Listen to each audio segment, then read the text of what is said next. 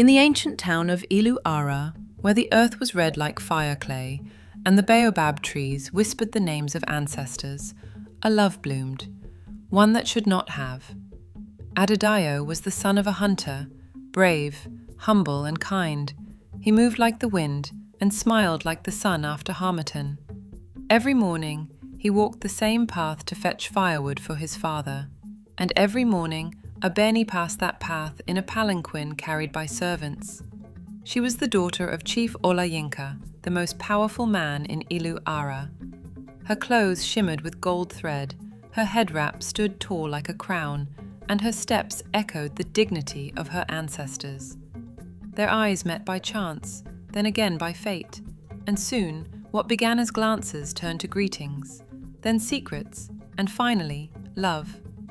They met under the sacred fig tree, where the elders said the spirits of lovers past still lingered.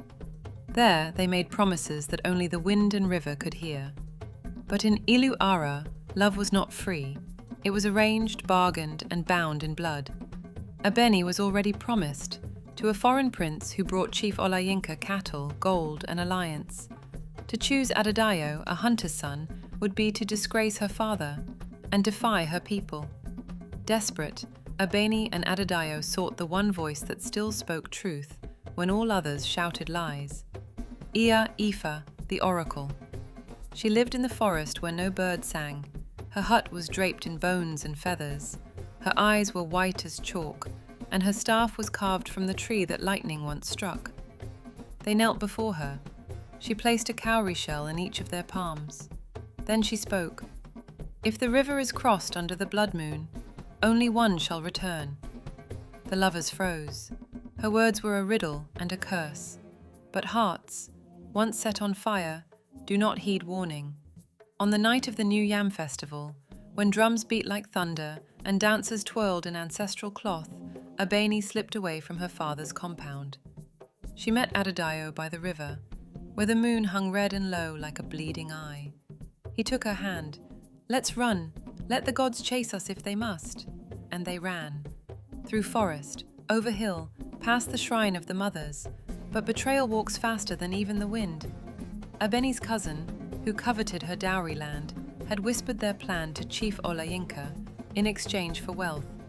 As the couple neared the village boundary, warriors surrounded them. Adadayo fought. He screamed, he bled, but they were outnumbered.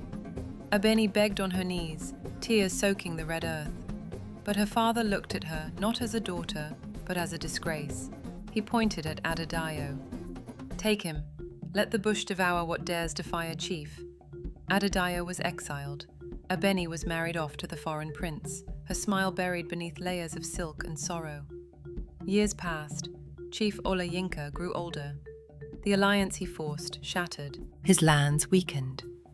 And then, during a raid, when the town cried for help, it was Adadayo, now a warrior of a distant village, who came to defend them. He stood at the gates he was cast from. He bled for the people who once banished him.